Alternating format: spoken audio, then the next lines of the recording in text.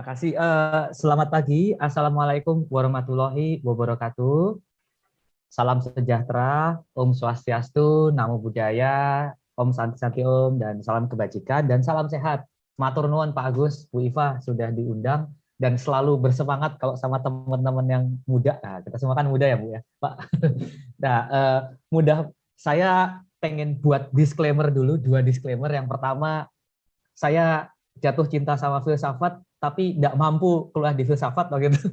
Maksudnya pengen sekali kuliah filsafat, jadinya ya itu disclaimer pertama. Dan tapi saya selalu mencoba bukan cuma membaca ya, memaknai juga. Mudah-mudahan lolos dari kualifikasi filsafat. Yang kedua disclaimernya adalah buat saya, Pak Agus, Bu Iva, teman-teman semua orang adalah murid dan semua orang adalah guru.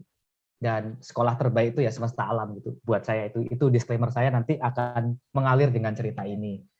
Mudah-mudahan saya bisa cepat, jadi kita banyak diskusi Bapak dan Ibu. Saya usahakan langsung saja. Saya kemarin mencari dari teknologi, saya mencoba selalu pengen apa Bapak dan Ibu mendalami gitu. Kalau ada sebuah kata tertentu, apa sih ini, dari mana sih asalnya gitu Pak Ibu gitu. Nah, ternyata dari bahasa Yunani ada teknos dan logos atau logia gitu. Teknos itu atau teknik itu tekne, dari kata tekne. Tekne itu ternyata adalah sebuah praktek Pak Bu gitu. Jadi tekne itu adalah praktek rupanya. Tekne itu adalah praktek untuk sesuatu yang bisa membantu kita lebih baik, lebih cepat, lebih efektif dan sebagainya. Jadi ternyata tekne itu praktek, dan logia itu adalah mengumpulkan, bercerita, mencatat begitu. Jadi rupanya teknologi itu adalah ya metode ya Bu ya Pak ya. Ada produk ya gitu, tapi buat saya di kepala saya, mungkin saya salah Ibu dan Bapak, tapi oh ini ternyata adalah metode mencatat sebuah pengetahuan yang bisa dipakai untuk menjadi praktis buat kita, membantu hidup kita hari-hari. Nah, saya berangkat dari situ Ibu dan Bapak, ternyata oh, oke, teknologi itu gitu rupanya. Jadi teknologi bukan sains itu, ya, pengetahuan.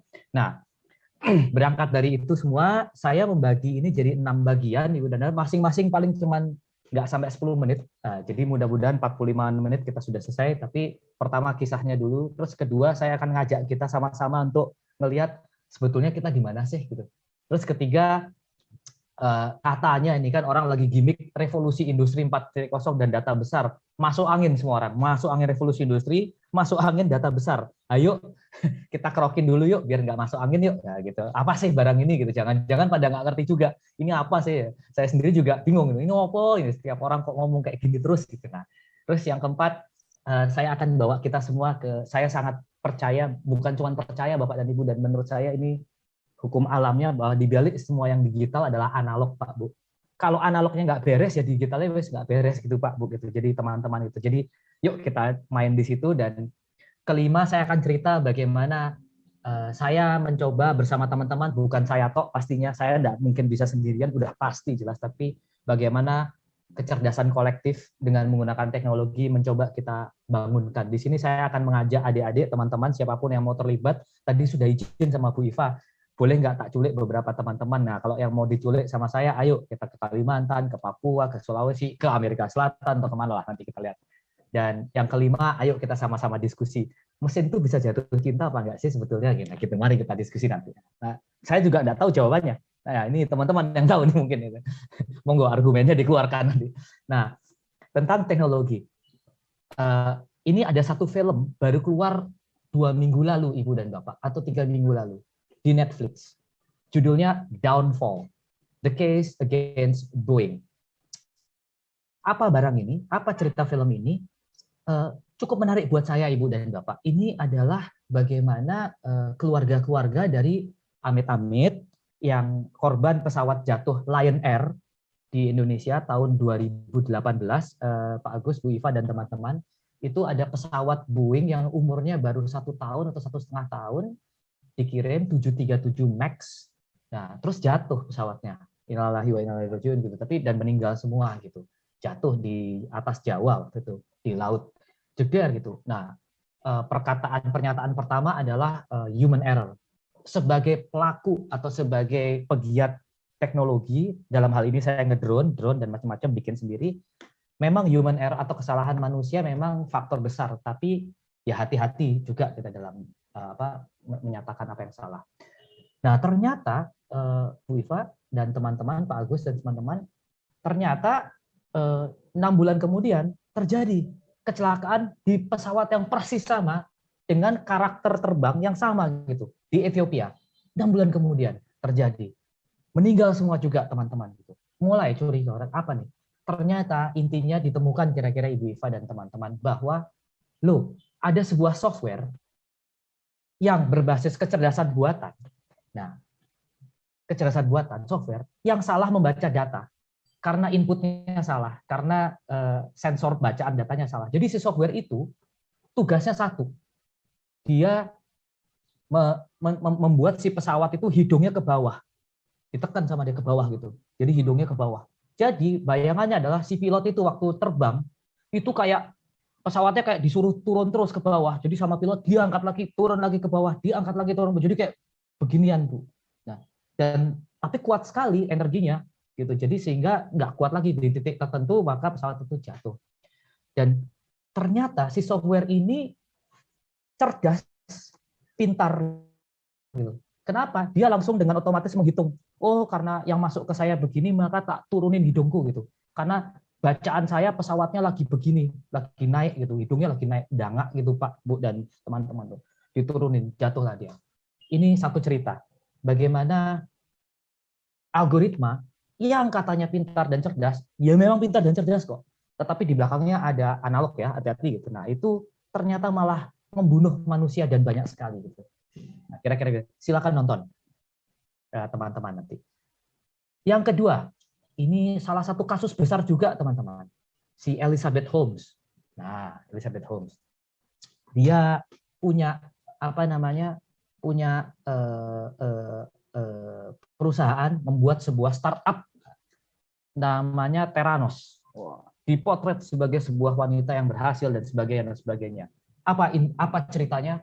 Oh, cuman setiap orang nanti bakal bisa nyolok sendiri, ceklek, entah di jari, entah dimanapun, ngambil darahnya sendiri, dan dengan alatnya dia yang sekecil itu, gambar kiri, maka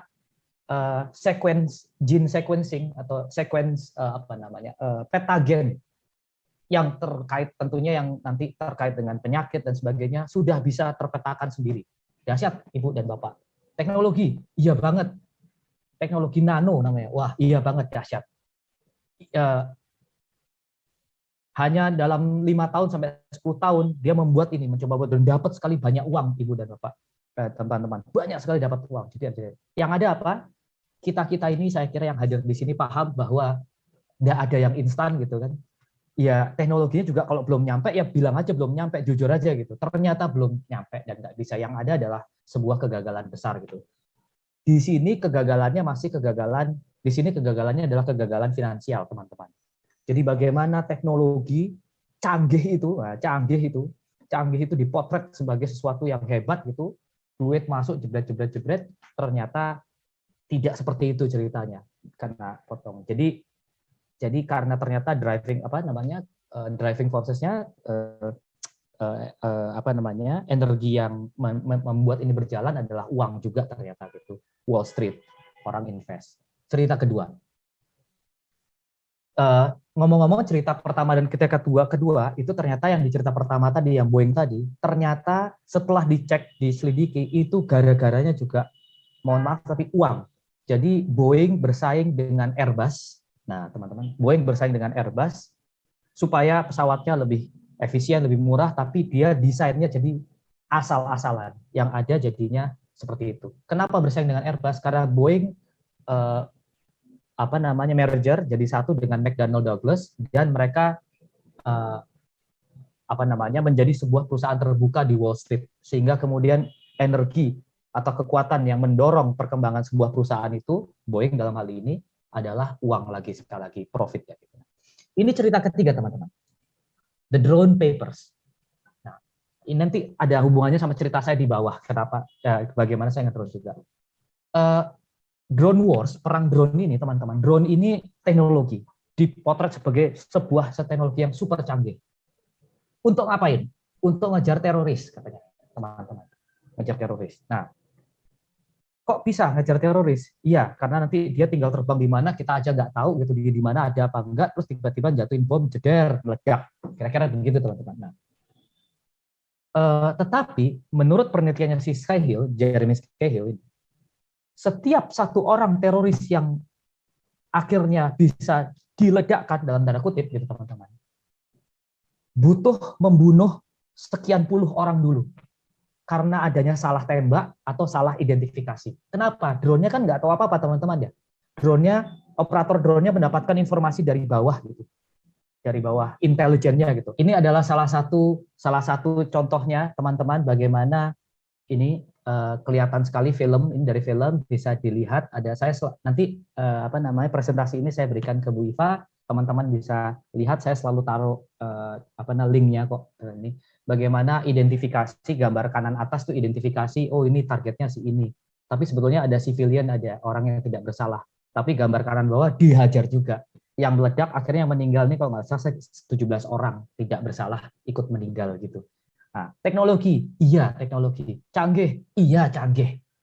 Tapi tetap di bawahnya si drone-nya nggak bisa nembak ke titik ini gitu. Kalau tidak ada informasi kan dari bawah, kira-kira gitu, ada manusia juga gitu. Nah, itu yang tadi saya coba lemparkan, di balik digital adalah analog. Tapi nanti kita bahas nanti. Tapi ini cerita lain tentang teknologi. Nah, maaf. Sekarang saya ingin ngajak kita, lalu dengan semua perkembangan ini, kita ini gimana sih gitu, Bu Iva, Pak Agus dan teman-teman. Indonesia di mana kira-kira, atau kita ini di mana? Nah, ini pada teman-teman pada kenal ini kayak ini.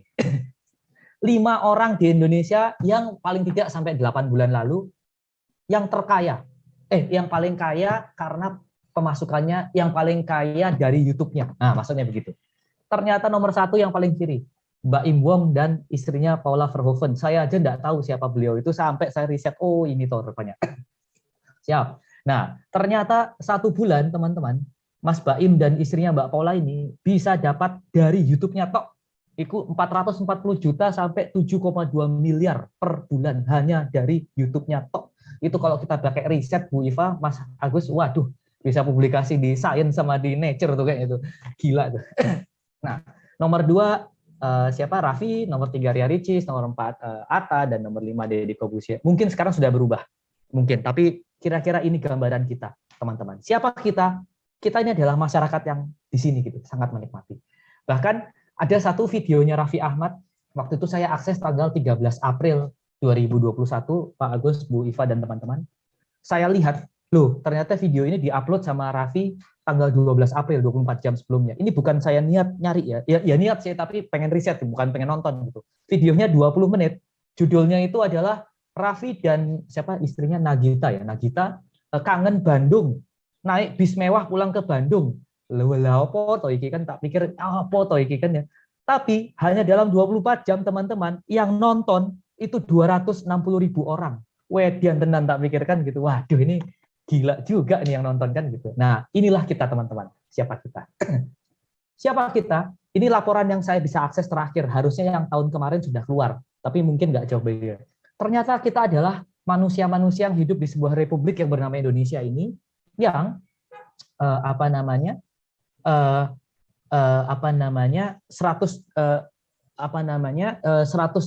juta itu menghabiskan waktunya di internet setiap hari. Jadi sekitar 202 juta, mohon maaf ini gambarnya jadi salah. Tapi 207 itu menghabiskan hidupnya di internet kayak gitu. Berapa jam kita menghabiskan di internet tahun 2020 nih. 2021 sebenarnya udah keluar juga teman-teman, tapi ya nanti itu. Ternyata kita menghabiskan waktu 7 jam 59 menit di depan internet setiap hari teman-teman. Dan 3 jam 26 menit di depan media sosial online setiap hari. Nah, ini siapa kita? Nah, jadi Homo sapiens, spesies biologis kita iya, tapi kita jangan-jangan jadi Homo dataeus atau Homo internetus atau Homo apa namanya, nah, gitu. Nah, kita bisa mendefinisikan lagi gitu. Nah, ini maaf, ini adalah lanskap digital di tahun 2009, 2010 teman-teman. Ini 2010 ini sudah sebanyak ini lanskap digital, advertising display atau perusahaan yang online. Google ya ada di situ. Kita cari aja di mana. Yahoo ada, YouTube ada, Facebook ada, Instagram saya lupa tapi kayaknya belum kalau 2010 gitu dan sebagainya. Ini 2010 Ibu dan Bapak, teman-teman. Bagaimana 9 tahun kemudian kayak gini Pak Bu. Nah, banyaknya minta ampun. Apa ini? Ini adalah ekonomi caper. Nah, cari perhatian kan Bapak dan Ibu ini. Attention economics gitu. Setiap perusahaan ini, setiap titik-titik di sini itu berusaha merebut perhatian kita. Berusaha menarik perhatian kita, Bapak dan Ibu. Siapa kita? Kita adalah makhluk hidup yang sedang hidup di masa yang isinya adalah sibuk mencari perhatian, banyak sekali mencari perhatian gitu. Banyak sekali pihak yang seperti ini. Nah, Google saya udah nggak tahu di mana, YouTube di mana, banyaknya minta ampun gitu Pak. Nah, cilakanya attention span teman-teman Ibu dan Bapak atau kemampuan kita untuk berkonsentrasi itu sudah begitu menurunnya. Tahun 2000 kita itu bisa berkonsentrasi penuh, total penuh itu 12 detik. Homo sapiens kita nih semua, nggak cuma orang Indonesia gitu. Di tahun 2000 saat ini menurun. Kita cuma bisa konsentrasi penuh 8 detik tok. 8 detik udah itu hilang gitu. 8 detik. Apalagi kalau lagi di dunia digital Ibu dan Bapak, kita cuma bisa berkonsentrasi cuma bahkan 4 sampai 5 detik saja. Kalah sama ikan mas koki, Pak Bu. Ikan mas koki itu bisa konsentrasi 9 detik. Jadi sudah mulai kalah kita sama ikan mas koki gitu. Spesies kita nih nggak mampu gitu. Jadi rebutan perhatian dan macam-macam lah kepala isinya gitu. Nah, FOMO Ibu dan Bapak. Fear of missing out. Takut kalau ketinggalan berita, takut kalau nggak gaul, gitu. FOMO itu dimanfaatkan betul gitu. Kira-kira seperti itu. Siapa kita? Nah inilah kita kira-kira gitu. Nah, terus apa hubungannya sama revolusi industri 4 dan data besar? Kenapa sih? Terus apa sih yang terjadi saat ini di dunia gitu dengan hypes, dengan dengan euforia revolusi industri 4 dan data besar? Hubungannya mari kita lihat. Kapan satunya Bapak dan Ibu? Satunya itu 1700-an. Ketika mesin uap ditemukan oleh James Watt. Merubah bagaimana pola kita bekerja, umat manusia bekerja yang tadinya pakai sapi, pakai kuda, pakai ini, jadi makin banyak yang bisa dikerjakan. 100 tahun kemudian Bapak dan Ibu, dua muncul. Revolusi industri kedua. Apa? Ketika listrik ditemukan, katanya siapa Benjamin Franklin atau siapa lagi main layangan kena kilat. Loh apa iki gitu? Oh listrik gitu. Nah, mengubah juga peradaban. Lebih lama kita hidup, ada lampu, cahaya, terang, energi bisa ditransfer, bisa dikodifikasi, listrik itu kan mengkodifikasi energi gitu dan macam-macam. 100 tahun kemudian teman-teman, revolusi industri ketiga, internet ditemukan, DARPA Amerika. Huruf pertama yang dikirim oleh internet itu huruf Y dari New York ke California atau sebaliknya saya lupa dari mana. Wah, dengan komputer yang gedenya segede ruangan, segede gedung gitu. Wah, senang ya. Sekarang kita berzoom kayak gini dengan mudah gitu kita. Tetapi teman-teman, tidak sampai 100 tahun kemudian revolusi industri keempat terjadi. Apa itu? Data. Data besar. Karena itu akan bicara juga tentang perilaku manusia dan sebagainya. Tidak sampai 100 tahun teman-teman. Nah, jadi yang masuk angin ini Bu Iva, Mas Pak Agus dan teman-teman ini biasanya ngomong, wah revolusi industri keempat, wah digital. Tapi sebetulnya yang diomongin baru nomor 3, bahkan mungkin nomor 2, nomor 3. Jadi baru online tok sudah bicara 4 gitu. Dan online tok itu baru terkoneksi gitu, belum bicara bagaimana data itu dimanfaatkan. Persoalannya manfaatkannya nanti ya kita ada problem besar dengan pemanfaatan data dan siapa yang memanfaatkan. Nah, jadi ayo kita sama-sama pahami yuk, jangan masuk angin ikut-ikutan masuk angin nanti nggak ada yang ngeroin gitu 4.0 dan macam-macam gitu guys. Nah, ternyata karakternya adalah si VV-an ini. Jumlah data besar, kecepatan data besar. Kecepatan itu adalah turunan pertama daripada jarak terhadap waktu kalau di fisika. Tetapi kalau dalam hal ini adalah turunan pertama dari volume data terhadap waktu. Kecepatan makin tinggi. Percepatan pun makin tinggi, turunan keduanya gitu. Nah, ragam datanya makin banyak, akurasi makin gila, dinamis, prediktif, dan punya nilai ekonomis. Nah, nanti kita bongkar sama-sama bagaimana caranya. Nah, tetapi ini bukan tanpa problem, bahkan dengan problem sangat besar teman-teman. Ini salah satu, silakan bisa dibaca dari MIT Technology Review, bisa diakses kok. Bagaimana Facebook dan Google itu mendorong dan mendanai misinformasi dan disinformasi global. Silakan dibaca. Jadi banyak data iya betul, tapi ada persoalan di situ. Teknologi yang dipakai. Nah, ini Perancis tahun 2015 sudah deg-degan sendiri gitu. Waduh, ini manipulasi informasi ini bahaya ini. Gitu. Dia menuliskan sebuah buku, bisa diakses juga, monggo teman-teman. Ada linknya juga, nanti saya bagi ke di sininya. Ada manipulasi, ada disinformasi, dan ada misinformasi. Dan itu makin kita buat kita bingung kan Bapak dan Ibu. Dan kok bisa, bagaimana bisa seperti itu? Sekali lagi, algoritma teknologi dipakai betul untuk mengamplifikasi ini semua. Nanti kita terangkan. Nah, nanti sama-sama kita jawab. Bagaimana menjawab ini saya juga tidak tahu, tapi ayo sama-sama kita jawab nanti. Nah, bahkan ini yang berdiri, yang pakai jas, ini namanya Sinan Aral. Beliau profesor di MIT, kebetulan kolega kita juga, kolega saya. Dia mengadakan riset yang menemukan kira-kira bahwa berita bohong itu menyebar 6 kali lebih cepat daripada berita yang benar. 6 kali lebih cepat. Lebih cepat. Nah, ini ada kecepatan lagi. Volume per waktunya itu 6 kali lebih besar. Dengan waktu yang sama ada 6 kali volume berita bohong lebih besar daripada berita yang benar. Dan bisa meraih sampai 20 kali lebih dalam pada sebuah jejaring informasi dalam hal ini. 20 kali lebih dalam. Lebih repot nyapu-nyapu kalau udah kotor banget kan, teman-teman, daripada kita bersih-bersihin, ya habis pakai ya dicuci sendiri, piringnya dibuang gitu. Kan lebih gampang begitu daripada nyapu sudah kotor gitu. Nah, ini kita harus menyapu ini, udah kotor, udah nggak tahu nih republik ini, kita sama-sama tahu, wah bahaya gitu-gitu kan. Nah, kita tahu nih ada apa. Nah, ini ternyata risetnya mengatakan bahwa informasi salah itu 6 kali lebih cepat. Ngeri, teman-teman. Nah, apa namanya, 10% dari memes gambar di WhatsApp group di India itu adalah misinformasi, gambar yang tidak benar. Risetnya juga mengatakan seperti itu. Di Indonesia belum ada yang riset. Mungkin tertarik kita riset. Nah, hubungannya apa? Sayangnya teman-teman, hubungannya apa dengan keseharian? Salah satu hubungannya adalah ini. Kemudian adalah dipakai teman-teman. Dipakai untuk politik praktis. Bukan cuma di Indonesia kok, tapi di mana-mana.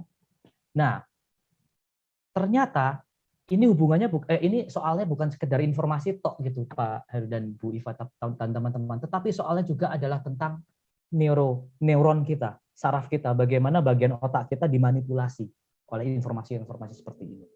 Makanya Donald Trump menang, teman-teman, lawan Hillary Clinton 2016. Makanya Bolsonaro menang di Brasil. India itu si Narendra Modi menang.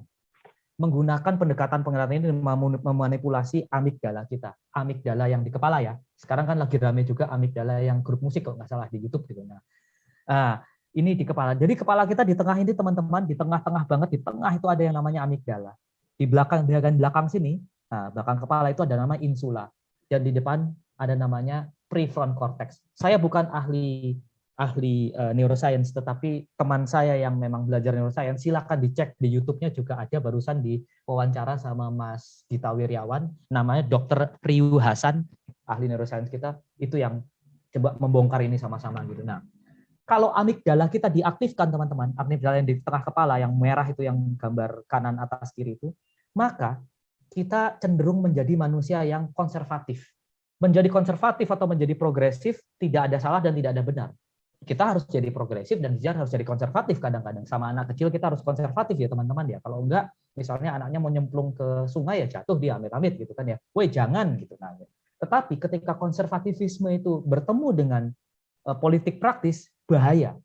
Jadinya ya pokoknya nyoblos yang nomor 1, nyoblos nomor 2, nyoblos nomor 3 dan sebagainya.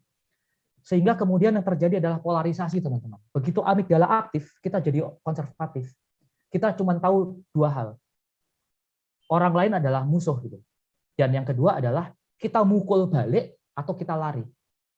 Fight or flight. Jadi seperti reptil, mohon maaf gitu.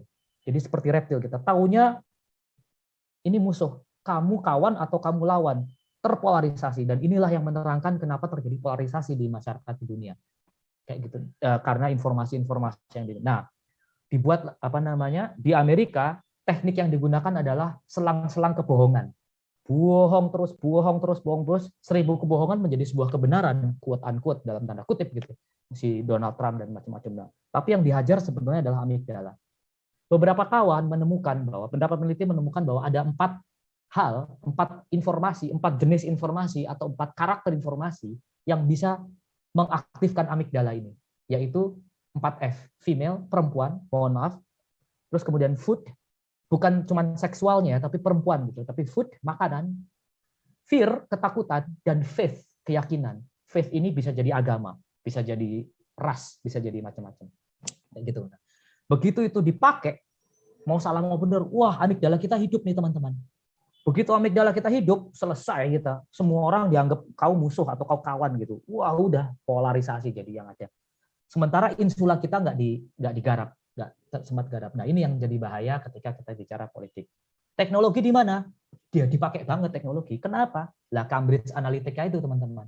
Bagaimana Cambridge Analytica menarik data di Facebook hanya dari likes di Facebook saja. Cambridge Analytica 67 likes di Facebook saja dia bisa mengkategorisasi sifat orang berdasarkan sebuah pendekatan psikometrik yang namanya OSEAN, openness, C-nya conscientiousness, E-nya itu extrovism dan sebagainya. Jadi saya, Bu Iva dan Pak Agus itu kalau sudah pernah dalam likes lebih dari 67 dalam berfacebooknya, sudah pasti Cambridge Analytica, Facebook tuh tahu sifat kita, bahkan jangan-jangan lebih dari kita sendiri gitu.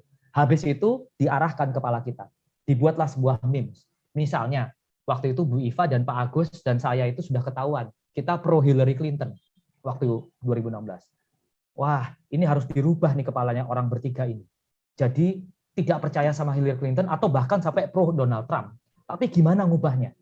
Dikasih memes. Tapi memesnya sama atau beda? Beda. Karena sifatnya Bu Iva, sifatnya Pak Agus, dan sifatnya saya berbeda. Loh kok bisa baca kayak gitu? Karena dari likes-nya, algoritmanya dibuat.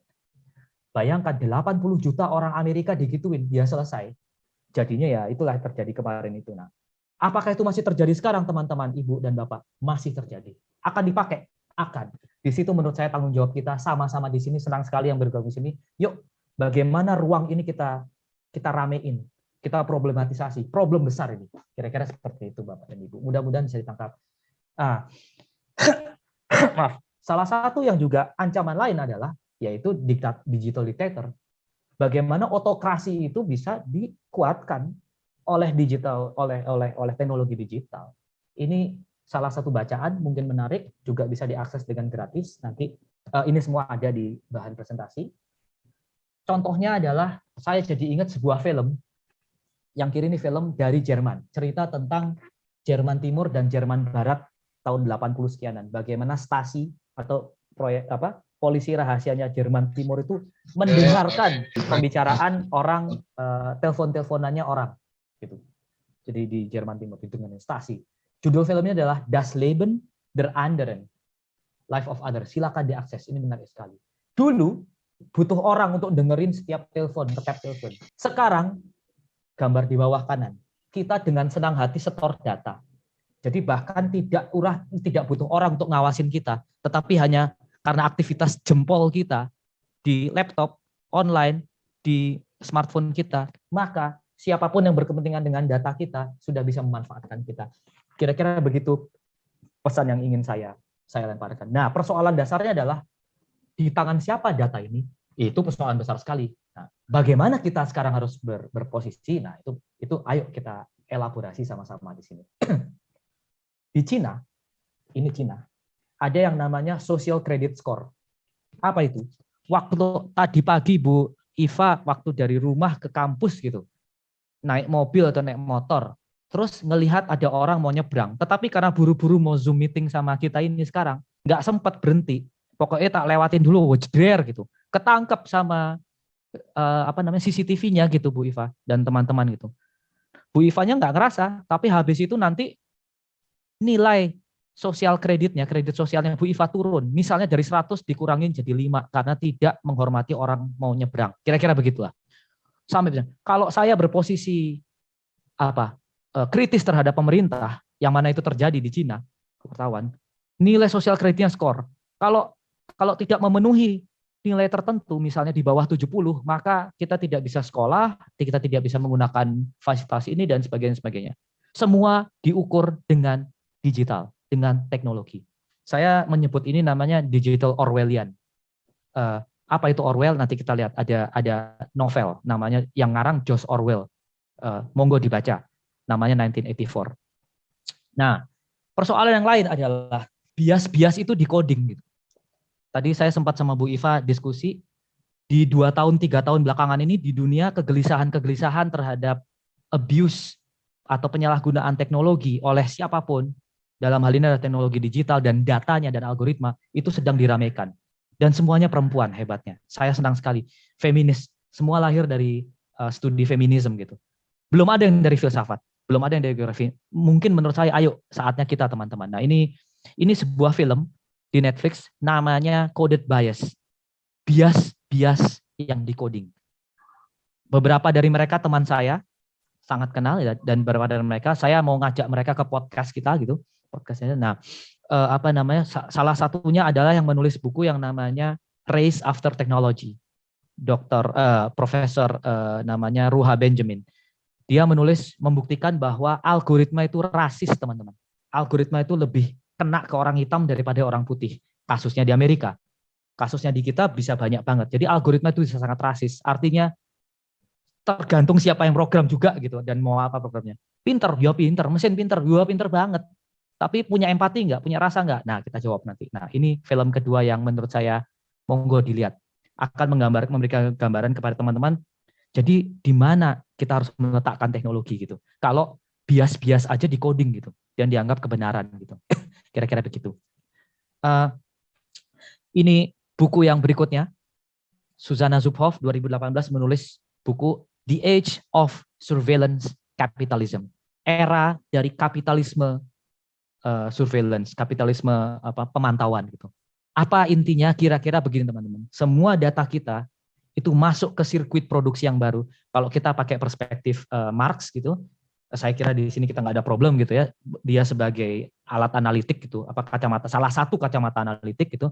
Kalau dia masuk, data itu menjadi sebuah komoditas yang baru, teman-teman.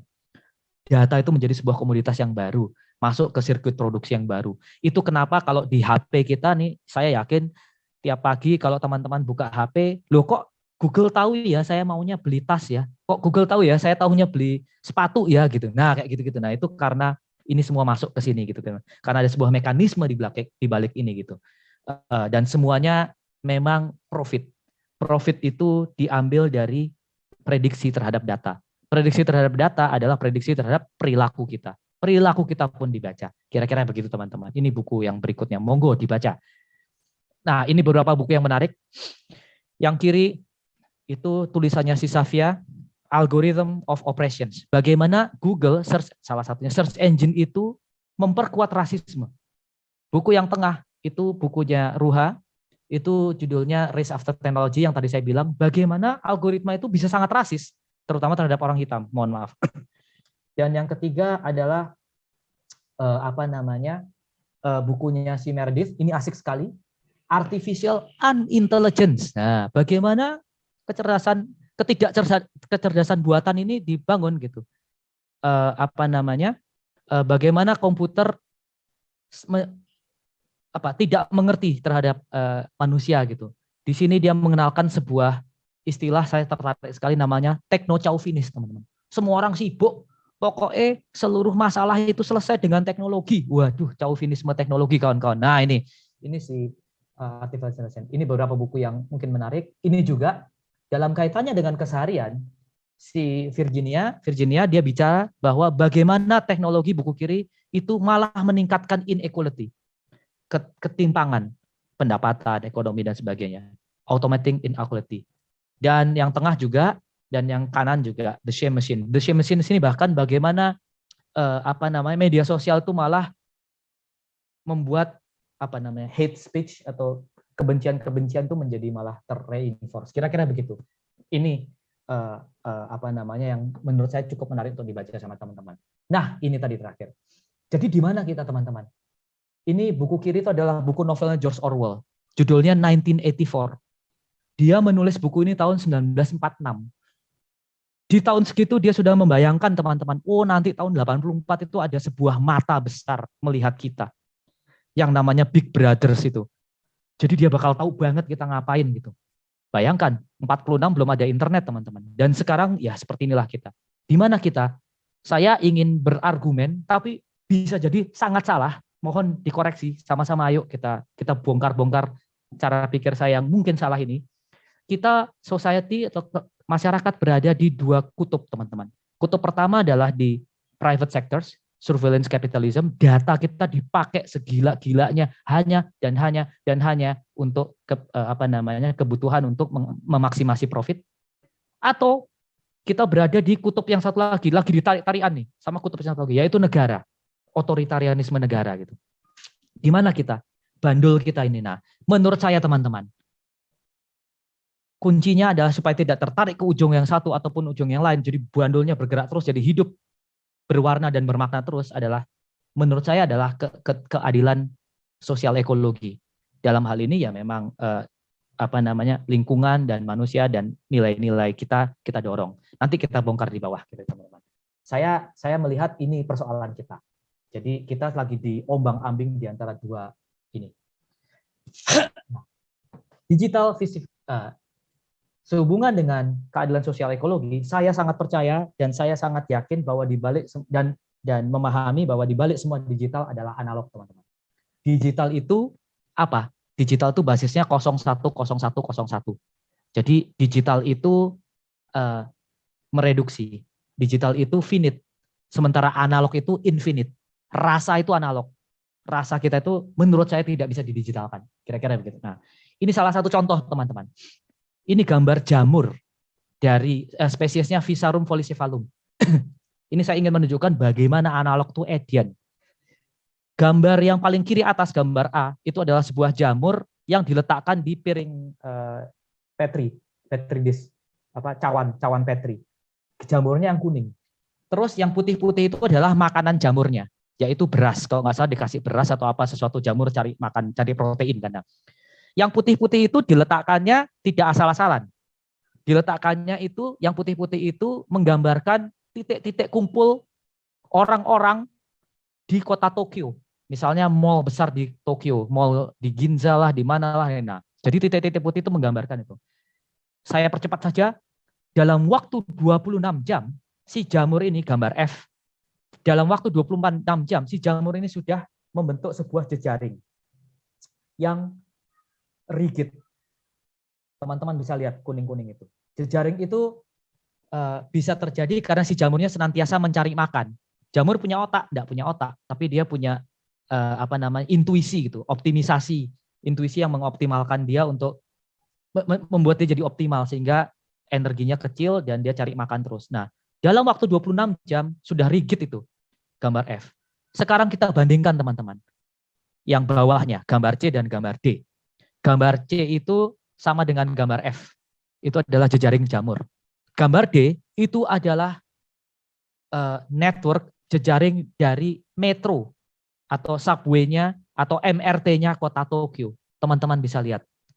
Hampir sama. Jadi ini saya ingin menunjukkan bahwa di balik digital adalah analog, teman-teman. Nah, banyak cerita-cerita atau saya terinspirasi banyak dari beberapa orang yang saya merasa beruntung, Bu Iva, Mas Agus, teman-teman semua, mereka lewat dalam hidup saya. Ibu ini namanya Vandana Shiva, Dr. Vandana Shiva. Beliau PhD-nya dari Kanada, theoretical physics, fisika teori gitu. Jadi bicaranya lepton, muon, dan segala-galanya lah. Tapi beliau adalah salah satu orang yang menurut saya hebat gitu. Juaku benar. Beliau bersama perempuan-perempuan India membuat bank bibit namanya. Mengumpulkan bibit-bibit. Terus kemudian buat bank. Pengetahuannya dikumpulkan bersama. Beliau musuh besarnya dari sebuah perusahaan besar yang namanya Monsanto, salah satunya, dan beberapa perusahaan lain yang mendorong modifikasi genetik, GMO, genetically modified organism, untuk makanan. Nah, beliaulah musuh besarnya. Karena apa? Buat beliau makanan itu bukan komoditas dan makanan adalah hidup gitu. Jadi beliau mendorong pengetahuan-pengetahuan lokal ini untuk teman-teman untuk berada selalu di tangan kita, manusia, bukan berada di tangan segelintir manusia tok. Nah, ini menarik sekali. Cultivating and conserving diversity. Nah, mengkonservasi, menyelamatkan dan menjaga keberagaman itu bukan sesuatu yang mahal kok, tetapi itu adalah syarat agar kita bisa bertahan hidup. Dan saya sangat sepakat, teman-teman, keberagaman. Jangan malah yang beragam itu disingularkan, dijadikan satu. Gitu. Ini salah satu inspirasi saya atau yang menginspirasi saya dan membuat saya makin terbuka bahwa memang di balik digital adalah analog gitu. Analog itu ya ruang hidup, analog itu ya hubungan-hubungan kita sama semesta, sama orang lain dan sebagainya. Orang kedua adalah ini. Sudah seperti bapak angkat saya, Pak Jenggot. Nah, panggilannya Pak Jenggot, Pak Bandi. Beliau adalah salah satu pemimpin adat Dayak Iban di Sungai Utik. Silakan bisa di Google, di Kalimantan Barat. Saya tinggal di rumah panjang sama beliau. Beliau waktu itu sudah 70 sekian tahun umurnya. Dan tapi saya diajak ke hutan sama beliau, saya merasa cukup sehat gitu teman-teman. Wah, pakai sepatu, beliau enggak pakai sepatu apa, jalan kaki kuplak. Dia sebentar berhenti. Raja, ini bagus untuk rambut. Woy. Sebentar lagi berhenti. Raja, ini bagus untuk kulit dan sebagainya. Kayak profesor. Memang mungkin kalau nama Latin enggak hafal, tapi beliau tahu betul ini apa dan untuk ngapain. Hutan buat mereka, teman-teman saudara-saudara kita adalah ibu. Sungai itu adalah seperti pembuluh darah dan air itu adalah darah. Makanya dijaga betul. Karena menjaga itu ya menjaga hidup kita gitu. Itu kayak manusia juga gitu. Nah, ini juga salah satu inspirasi saya. Ini kenapa saya tunjukkan ini sekali lagi bahwa di balik digital adalah analog. Mereka berteknologi banget, super teknologi gitu. Bahkan inspirasi saya bikin drone ya dari mereka ini. Nanti kita lihat. Nah, ini gambar di namanya Kampung Cipta Gelar, teman-teman, di Jawa Barat. Ini Kasepuhan Cipta Gelar, lebih tua daripada Baduy, saudara-saudara kita Baduy. Rumahnya teratur, iya. Asal ngaturnya, tidak. 1.400 tahun lebih komunitas Cipta Gelar ini atau komunitas adat tua Cipta Gelar tidak pernah sekalipun gagal panen, teman-teman. Kenapa? Karena menurut saya salah satunya adalah mereka melihat waktu itu secara tidak linear. Kita sekarang melihat waktu itu pakai jam ya teman-teman ya. Jam 1, jam 2, jam 3, linear sekali. Tapi waktu itu non linear kok gitu. Waktu itu adalah fenomenologis gitu. Fenomena ini ketemu ini. Mereka punya 167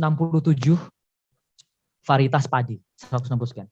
Dan setiap tahun mereka menentukan padi yang mana yang ditanam itu berdasarkan pemahaman mereka, bacaan mereka terhadap waktu dalam tanda kutip. Teknologi banget, tinggi bahkan teknologinya. Ilmu formal kita aja belum bisa tuh kayaknya mengkodifikasi itu. Nah, banget. Sehingga 1.400 tahun tidak pernah gagal panen. Dan hanya mereka punya pamali. Pamali itu sesuatu yang dilarang, teman. Padi itu nggak boleh diperjualbelikan. Karena padi itu adalah hidup. Hidup itu nggak boleh diperjualbelikan. Kalau tetangga kita butuh makan, nggak boleh jualan. Ya dikasih harus. Pamali kedua adalah tidak boleh panen lebih dari sekali setahun. Kenapa? Karena ibu bumi butuh sehat. Nggak boleh dipaksa untuk melahirkan suatu. Dahsyat. Dan ilmunya lebih tinggi. Nah, ini salah satu ajakan saya. Yang tadi ke Kalimantan Barat, kalau ada teman-teman, adik-adik yang mau ikut saya, ayo kita bolang, bocah petualang. Nah, kita bolangan, kita ke Kalimantan Barat atau ke sini, monggo. Dan ini juga di Bali. Ini ada buku menarik namanya Perfect Order, Stephen Lansing. Dia adalah antropolog. Dari dia S1 tahun 60 sekian dia sudah tertarik sama subak. Bagi kita subak itu adalah sistem irigasi. Tapi dicek sama dia terus ternyata edan, teman-teman. Subak itu bukan cuma sistem irigasi. Subak itu adalah sebuah sistem di mana masyarakat Bali yang hierarkis, dalam hal ini Hindu ya, ada kasta-kastanya, itu juga menjadi sebuah masyarakat yang sangat egalitarian. Jadi homo hierarchikus bertemu dengan homo equalis itu di saat subak. Apa itu? Subak itu adalah pintu air. Bali 1000 tahun lebih yang ada subaknya tidak pernah juga gagal panen. Kenapa? Karena mereka mengerti, saudara-saudara kita di Bali mengerti betul siklus alam, waktu. Nah, waktu kosmik itu gitu kan, waktu kosmik. Sehingga kemudian diatur, oh kalau ada masalah di sini, maka pintu air ini yang dibuka. Kalau ada di sini ya, sehingga kemudian penyakit itu terlokalisir dan sebagainya dan sebagainya. Dan ternyata Lansing juga menemukan bahwa ini adalah hubungan transendental, hubungan antara subak itu bukan cuma hubungan teknikal tok gitu, tapi hubungan antara manusia dengan Tuhannya dan sebagainya. Dan dibuktikan juga di mana desa-desa di Bali yang subaknya masih ada, yang tidak tergerus oleh revolusi hijau, mohon maaf, karena swasembada pangan tahun 80 kan kayak gitu, mekanisasi pertanian. Kalau desa-desa di Bali subaknya masih ada, maka ekosistem terumbu karang, teman-teman, yang di Pulau Bali di bawahnya itu yang lebih sehat. Sehat sekali daripada yang desa-desa yang subaknya sudah tidak ada. Teknologi, sangat teknologi menurut saya. Menarik itu. Dan yang ini adalah tetangganya teman-teman sekalian, Pak Toto, Mas Toto Raharjo. Nah, saya kalau ke Jogja nginepnya di situ, di Pakem sana. Monggo, ayo kita sana. Semua orang adalah guru dan semua orang adalah murid. Mas Toto itu membuat sekolah namanya Salam, sekolah anak alam. Sekolahnya ngapain? Di luar. Saya jadi ikut mengajar lah kira-kira sana. Sekolah biasa saja di luar sekolahnya gitu. Tapi Salam ini kalau kita percaya sama pemeringkatan, maksudnya peringkat-peringkat, saya sih nggak percaya, tapi anyway, tiba-tiba tahun ini dan tahun lalu dia menjadi salah satu dari 10 sekolah yang dianggap paling unik dan paling mendalam di dunia. Dari Indonesia cuma satu dan itu adanya di Yogyakarta. Teman-teman sangat dekat dengan sana. Kalau mau nanti tak culiin ke tempatnya Mas Toto. Asik, sarungan, makan pisang goreng, minum teh panas, ngobrol sama dia. Wah, seru wes, tenan itu. Nah, kayak gitu. Nah, ini sekolah alamnya Mas Toto. Nah, ini juga manusia-manusia yang menurut saya akhirnya kembali bahwa di balik digital itu adalah analog. Sekarang bagaimana? Bukan bagaimana, tapi kok saya ke situ gitu. Terus teknologi mau ditaruh gimana gitu, teman-teman? Apa di depan mata kita? Saya izin sedikit bercerita tentang pengalaman saya. Mohon maaf bukan bermaksud apapun, tapi mudah-mudahan berguna. Ini riset saya, teman-teman. Waktu mulai tahun 2009-2010 di Kalimantan Barat. Waktu itu saya baru selesai dan saya postdoktoral di universitas namanya Bonn gitu di Jerman. Nah, saya disuruh sama profesor saya, "Weh, kita riset judulnya ekologi politik Sungai Kapuas." Sungai Kapuas itu dari Kapuas Hulu, teman-teman, yang merah paling kanan atas sampai Pontianak. Nah, sampai Pontianak. Oke, siap. Saya bilang kayak gitu. Nah, terus saya biasa kalau ke lapangan itu, teman-teman, tidak pakai kepala saya kosongin dulu. Jadi saya naik kapal Bandung namanya. Namanya memang kapal Bandung. Mengangkat sembako dari Pontianak masuk ke dalam dan dari dalam nanti bawa sesuatu keluar. 3 minggu di sungai itu. Gedenya minta ampun sungai, asik. Saya nggak mandi beberapa minggu karena saya tahu ada ada penambangan emas tanpa izin. Jadi saya takut ada merkuri. Nah, saya baru mandi setelah lewat merkuri. Nggak taunya di atas masih banyak lagi, ya wis lah, nggak apa-apa lah gitu. Nah, jadi salah prediksi judulnya. Nah, tapi bayangan saya Kalimantan itu, teman-teman, itu adalah sebuah hutan yang pristine, sebuah hutan yang sangat virgin, pristine, masih hijau. Kaget saya, teman-teman. Loh, itu gambar kiri bawah itu ada apa itu? Nah, ini tahun 2010 saya ambil. Ada sebuah kayak gunungan gitu, teman-teman, coklat. Apa ini? Saya tanya ke tukang perahu. Mas, mampir yuk bang. Gitu. Ayo, siap bang. Kita mendarat. Ini bauksit. Waktu itu saya nggak tahu bauksit itu apa. Saya tahunya untuk aluminium. Oh, bauksit tuh. Oke, siap. Digali kayak gitu. Sejak kapan mulai? Sekitar 6 bulan lalu bang itu. Bayangin teman-teman, gambarnya udah kayak gini gitu. 6 bulan tok gitu udah berubah gitu. Nah, saya mau moto. Yang ada adalah preman-preman datang. Badannya gedenya minta ampun. Saya kan kecil sekali nih orangnya. Gede-gede gitu. Waduh, rek. Ya wes, damai bro. Ya wes, nggak tak foto teman-teman. Tapi saya mulai penasaran.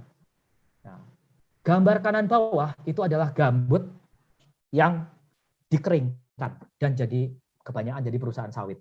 Saya mohon maaf, jangan salah tangkap, saya tidak anti sawit, tidak anti apapun.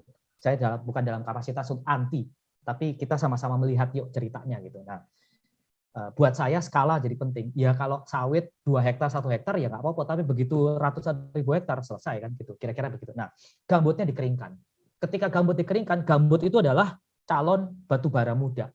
batu bara jadi minyak. 1 juta tahunan dari sekarang ya gambut itu jadi batu bara, teman-teman. Artinya apa? Itu karbon semua gitu. Begitu dia dikeringkan, karbonnya lepas. Makanya Indonesia menjadi negara pengemisi gas rumah kaca nomor 3 atau nomor 4 satu dunia hanya gara-gara mengeringkan ini. Oh, kayak gini tuh Kalimantan. Nah, terus ternyata saya menemukan persoalan, teman-teman. Persoalannya apa? Ternyata gara-gara 2 aktivitas besar ini, saudara-saudara kita yang tadi Pak Jenggot, orang Dayak tadi, disingkirkan, bahkan dikriminalisasi, masuk penjara dan macam-macam. Dan yang terjadi adalah apa, teman-teman? Yang terjadi adalah konflik lahan. Kok bisa kayak gini toh? Bilang kayak gitu, teman-teman. Nah, terus bagaimana akhirnya? Waduh, saya mulai dari mana ya gitu. Akhirnya saya mencoba melihat, oke, tak lihat lah petanya tuh sebagai geografer katanya geografer, walaupun saya kalau kemana-mana hilang terus, kesasar. Tapi ya wis, apa gimana ya? Oh, tak lihat petanya wis gitu. Pas tak lihat petanya, teman-teman, ternyata luas konsesi itu apa? Hak yang diberikan oleh pemerintah kepada sebuah perusahaan tertentu, ada orang tertentu untuk bekerja di sebuah wilayah tertentu. Konsesi itu bentuknya adalah izin untuk sawit atau perkebunan, untuk tambang, untuk HPH, hutan HPH, dan untuk HTI, hutan tanaman industri. HTI itu yang nanti ditanamin pohon-pohon untuk bikin kertas, kira-kira kayak gitu. Nah, luas seluruh konsesi se-Kalimantan Barat, teman-teman, itu pas tak ceplok-ceplokin petanya, itu ternyata 19 juta hektar. 19 juta kali lapangan sepak bola. Padahal luas Kalimantan Baratnya itu cuma 15 juta hektar, teman-teman gitu.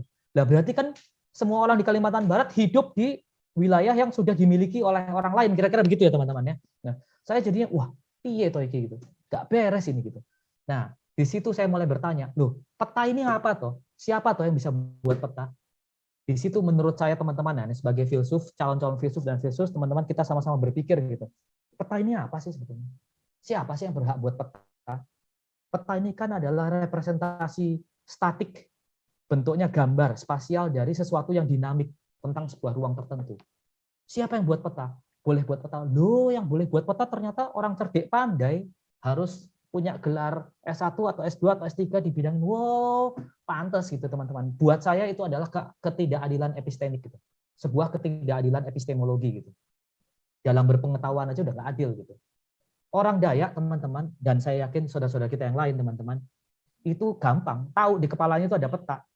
Mas Raja, 3 rokokan ke sana itu batas wilayah adat dengan Dayak ini gitu. Wah, 3 rokokan ke sana itu. Wah, di kepalanya itu, teman-teman gitu. 3 rokokan di hutan tapi ya gitu.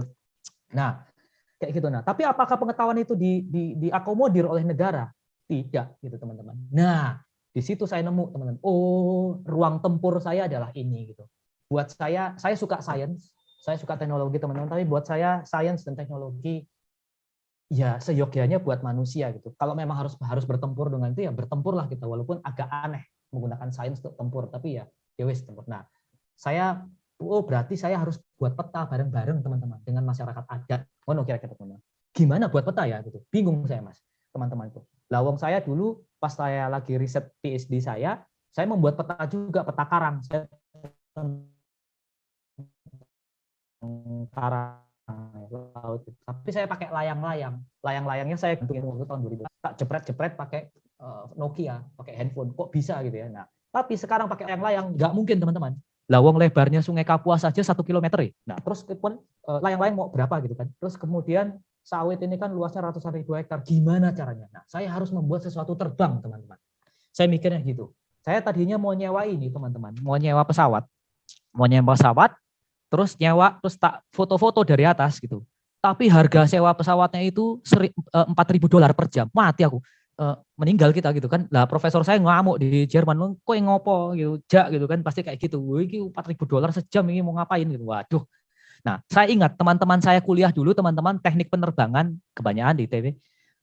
Banyak orang Batak dan masih sangat dekat gitu. Tak telepon, "Weh coy, kawanmu nih coy, aku belilah drone-mu dulu." Gitu. Nah, mereka bikin drone. Memang untuk ya drone untuk penelitian. Dikasih saya harga, teman.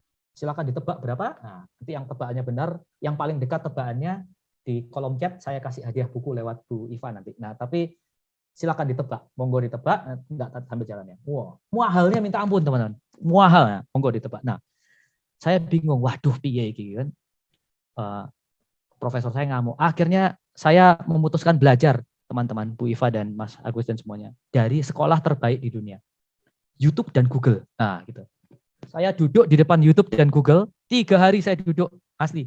Mosok, nah, kalau orang bisa bikin barang sesuatu naik, aku kok nggak bisa ya gitu. Tapi kalau memang nggak bisa ya nggak apa-apa juga, ya ngaku lah nggak bisa. Tapi kan prinsip-prinsip fisikanya kan kita pelajari sama-sama di SMA, di SMP gitu. Gaya yang ke bawah dilawan, gaya ke atas dan sebagainya. Nah, ini yang teman-teman lihat ini adalah drone yang pertama saya buat, nah, termasuk yang ini apartemen saya dulu di Jerman, di kota Köln waktu itu. Lihat teman-teman, ada gabus WC lah, ada gabus dari macam-macam tak buat. Saya enggak tahu barang ini terbang apa enggak. Saya menghabiskan gaji saya sebagian sekitar 1.500 euro, 20 juta waktu itu, 11 tahun yang lalu, lebih ya gitu. Saya enggak tahu ini terbang apa enggak, open source. Nah, karena saya enggak suka yang tidak open source itu. Nah, terbang. Ternyata ya alhamdulillah terbang teman-teman. Dan bisa membuat peta. Dan ini sudah terbang autopilot, membuat peta. Nah, akhirnya saya bawa, yang teman-teman lihat ini adalah sekolah drone masyarakat pertama di dunia. Bukan cuma di Indonesia teman-teman. Jadi saya bersama masyarakat adat, dalam hal ini adalah Dayak, kita membuat sekolah drone, menerbangkan drone, membuat peta, dan mengkontestasi peta yang selama ini tidak pernah dikontestasi. Kira-kira begitu teman-teman. Nah, akhirnya ya sampai ke Papua, sampai ke Amerika Selatan, segala Indian di Amerika Selatan dan macam-macam. Ya berkembang lah, intinya kayak gitu teman-teman. Nah, ini adalah salah satu contoh peta yang kita buat. Teman-teman bisa lihat. Itu yang kotak-kotak latar belakang itu adalah peta satelit. Kalau satelit di-zoom-kan udah kayak gini gitu. Nah, peta yang agak jelas ini adalah peta yang pakai drone. Ini yang tempat saya nggak boleh masuk itu teman-teman. Nah, saya petakan saja. Nah, ketika saya overlap peta drone ke atas peta satelit, dia tepat karena ada GPS-nya kan, dia tepat di situ lokasinya. Dan saya overlap dengan peta konsesi, ternyata teman-teman bisa lihat operasi tambang, nah, operasi penambangan bauksit ini berada di luar peta konsesi. Konsesi yang mana? Yang warna abu-abu, yang sebelah kanan itu peta konsesi. Nah, ternyata berarti apa dia? Ilegal teman-teman. Nah, yang kita lawan sampai ke pengadilan dan sebagainya. Dan peta ini adalah peta drone pertama saya kira di dunia juga teman-teman yang dipakai ke ranah litigasi, ke pengadilan dan menang kebetulan. Kira-kira begitu teman-teman. Jadi cukup menarik bagaimana teknologi kita bisa pakai untuk berlawan, teknologi pembebasan berlawan. Ini peta pertama pakai drone di dunia yang masuk ke ranah litigasi dan jadi jurisprudensi katanya. Teman-teman Amerika Selatan, teman-teman lain menggunakan pendekatan yang sama. Monggo. Kenapa drone? Karena kita bisa zoom sampai sebegini. Ini kalau saya zoom lagi masih bisa kelihatan kepala orang berapa biji dan sebagainya gitu. Sehingga kita bisa mengkontestasi juga datanya pemerintah. Oh, kalau ada sebuah perusahaan tertentu ngakunya bayar pajak sekian, ternyata bohong, ini truknya ada sekian dan sebagainya. Kira-kira begitu, teman. Ini pakai kamera murah ngomong-ngomong, 300.000 rupiah saja, second hand. Kita bikin sendiri semuanya. Maksudnya kameranya kita modifikasi, kira-kira gitu. Nah, terus waktu saya masih di Kalimantan, ibu-ibu bilang, Mas Raja, kami gagal panen. Waduh, saya bingung, Rek. Piye to iki? Saya bisa pulang ke Jerman, saya dapat gaji. Saudara saya nggak makan 3 bulan ke depan. Mosok iya nggak ada sistem toh teman-teman yang bisa mendeteksi gagal panen sebelum terjadi gagal panen. Ternyata, sekali lagi, alam adalah sumber pengetahuan. Semua yang berfotosintesis, kawan-kawan, itu menyerap sinar band warna sinar matahari, fotosintesis, foto cahaya sintesis bersintesa. Nah, kemudian dipakai berfotosintesis. Yang tidak dipakai berfotosintesis itu dipantulkan ke atas, yaitu near inframerah. Kalau teman-teman ingat adalah Mejiku hibiniu, merah, jingga, kuning, hijau, biru, nila, dan ungu. Maka ada near inframerah di belakang, di bawahnya inframerah. Kalau itu bisa kita tangkap, maka kita bisa tahu teman-teman. Apakah sebuah tanaman sehat, apakah tidak sehat. Gambar kiri atas. Kalau sinar inframerah yang dipantulkan oleh sebuah tanaman besar, maka dia sehat. Kenapa? Fotosintesisnya baik. Kalau kecil, maka dia tidak sehat. Kawan-kawan bayangkan, saya ngangkat kamera yang saya modifikasi sehingga hanya bisa menangkap sinar inframerah saja, terus saya terbangkan drone. Sehingga sekian ribu hektar, saat ini satu drone drone-nya yang sayap teman-teman, bukan yang kopter, saya bikin sendiri yang ada sayapnya. Itu satu drone kalau 1 jam terbang itu bisa 2.000 hektar. 2.000 hektar lahan padi, saya betul mana padi sakit dan mana padi sehat dan sebagainya. Dan sekali lagi teman-teman, Republik ini adalah laboratorium yang kaya untuk pengembangan teknologi. Kenapa? Karena vegetasinya banyak. Kita bisa bikin drone padi, ini drone padi. Kita bisa bikin drone duren, kita bisa bikin drone kakao, drone nanas, drone mangga. Emang ada di Jerman, di Amerika? Nggak ada, adanya di kita. Kira-kira begitu kawan-kawan. Early warning system.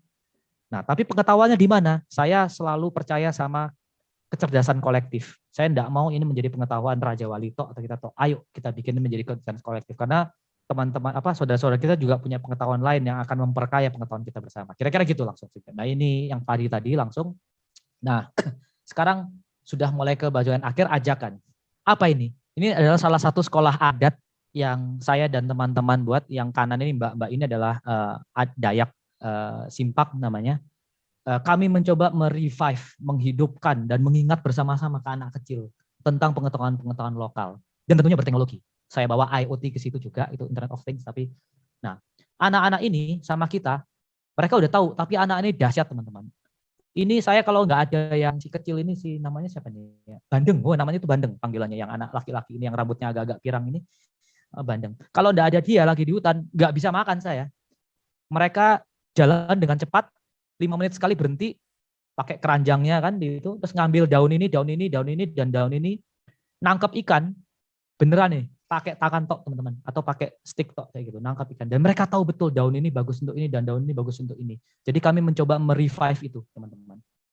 Hidup itu. Nah, terus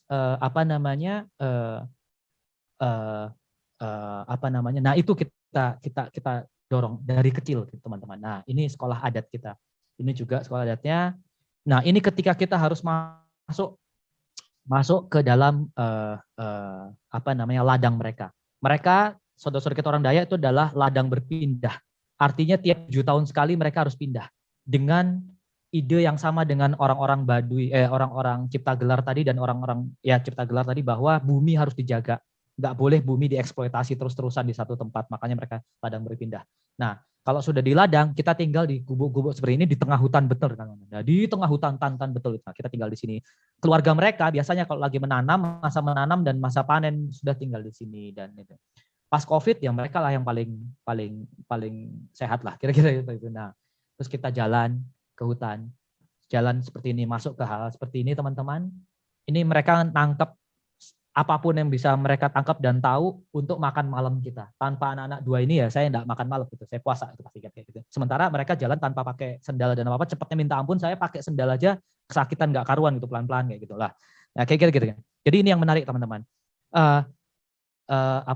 Ini bagaimana kemudian kita masak di sana gitu. Nah, ini sekolah adat dan saya yakin yang lain juga banyak, kita suku yang lain, dan ini kita makan bersama dan sebagainya. Kalau ini di Sulawesi Selatan, di mana saya sekarang, kita mencoba menanam mangrove untuk untuk adaptasi terhadap perubahan iklim. Ini mangrove yang sedang ditanam sama masyarakat adat, masyarakat lokal juga dan sebagainya. Poin saya menunjukkan hal ini adalah apa teman-teman? Sekali lagi, alam itu adalah guru terbaik buat teknolog dan macam-macam. Nah, kalau alamnya rusak, ya pengetahuan kita juga rusak dan kita sendiri akan hilang gitu. Teknologi nggak akan ada. Saya bisa bikin drone yang swarming. Saya belajarnya dari lebah, dari lebah dan dari semut, swarming drone. Sekian drone sama-sama terbang dan itu. Dari mana saya bisa tahu itu? Ya karena saya di alam. Kira-kira gitu teman-teman. Dan ini juga saya mendapatkan hal-hal seperti dan sebagainya. Tadi sama Bu Iva, kita sempat diskusi sedikit. Lalu metaverse itu apa gitu? Lalu ada metaverse gitu teman-teman. Dan teman-teman ingat kan dari presentasi saya di awal, bagaimana kita semakin menjadi homo digitalus gitu. Nah, tapi yang ngisi siapa? Apakah ada yang ngisi seperti ini? Apakah kita nggak ngisi? Apakah kok kita nggak bisa ngisi? Apa kita nggak mau mengisi itu juga gitu? Masa yang ngisi juga adalah Atta Halilintar lagi gitu? Mohon maaf gitu. Atau yang gitu-gitu lagi? Loh enggak. Kita bisa menghadirkan alam, realita lewat yang namanya virtual reality atau augmented reality. Absurd, ya mungkin absurd, tapi absurditas itu kan ya bagian dari hidup manusia ya. ya sudah kita masuk saja ke dunia absurd itu, tapi kita kawinkan absurditas itu dengan realitas gitu, dengan material gitu. Teman-teman tahu dong ceritanya Ghazali, nah, yang dapat 3 miliar dari meng-NFT-kan non-fungible token, 3 miliar dia foto dirinya sendiri terus selama 1 tahun atau 2 tahun lebih dijual NFT. 3 miliar, ya nggak tahu sekarang udah berapa miliar. Absurd, ya absurd tenan gitu. Tapi ada yang beli toh, ya ada toh yang beli gitu. Nah, ya kan gitu. Jadi ya sudah, memang kita ini mungkin homo absurditas juga, homo absurd juga gitu. Tapi ya kita masuki dunia absurd itu. Tapi kita hadirkan real, kita hadirkan apa namanya teman-teman materi gitu. Ayo kita harus kuasai teknologi, bukan menghamba padanya, tapi kita pakai dia gitu. Nah, saran saya begitu teman-teman. Jadi kalau teman-teman minum kopi ini yang sedang saya buat, kalau teman-teman mau terlibat, monggo ayo. Misalnya Bu Iva sedang minum kopi di Jogja, kopinya itu kopi Toraja. Yang Bu Iva lakukan, misalnya iseng Toraja ini kayak apa so gitu. Sudah, handphone Bu Iva scan saja cangkir kopinya. Ceklek nanti di handphonenya Bu Iva lahirlah, keluarlah tiga dimensi atau apapun, ibu-ibu di Toraja lagi mete rai kopi dan macam-macam. Kita keluarkan hal itu. Daripada hal itu yang isi adalah entah siapapun itu kan kira-kira gitu. Kira-kira begitu. Jadi saya tidak juga skeptis selalu pada teknologi teman-teman. Saya ngajak kita merebut, mengkontes ruang-ruang kontestasi ini. Harus kita rebut. Dan kita butuh social scientist. Persoalan dunia, bukan cuma Indonesia, saat ini adalah tidak ada social scientist, tidak ada filsuf gitu.